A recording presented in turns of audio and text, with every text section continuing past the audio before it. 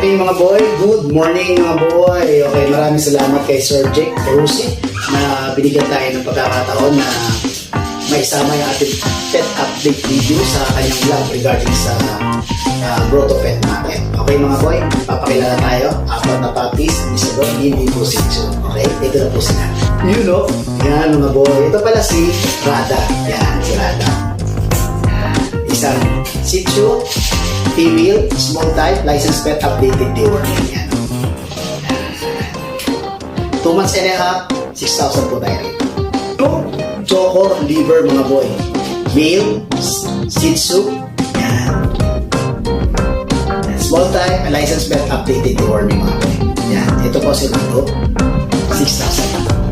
You know, napaka-pogi. Napaka-pogi. Yan o, napaka-pogi po. Si Dice. Yan po. Male Shih Tzu. Yan o. Combination siya ng mas lamang yung choco. Color niya, then white. License pet, updated deworming. Meron na siyang issue dito sa mata niya, pero nagagamot naman po yan. Kaya, instead na 6,000 siya, 5,000. You know, meron tayong Chihuahua. Yan, Chihuahua. Chihuahua mga boy. Yan, male. Yan o, 2 months and a half. Actually, mag-dinos na siya. Yan, combination ng color niya. Meron siya, diba? Dominate yung kanyang black, then white, then may konti siyang brown dito sa mukha niya. Yan o. License plate, updated deworming, 9,000 po tayo. You know, syempre ating pinagmamalaking license plate card.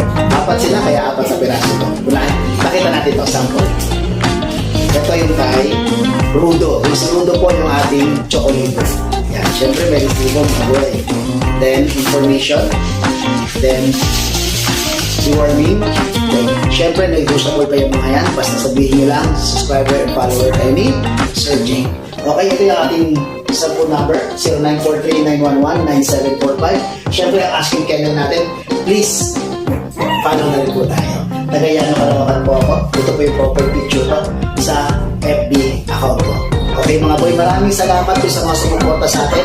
Si Sir Ray na nakukuha kay Kobe ko, ang ating dasher na black and white, o black tan pala. Si Kobe ko.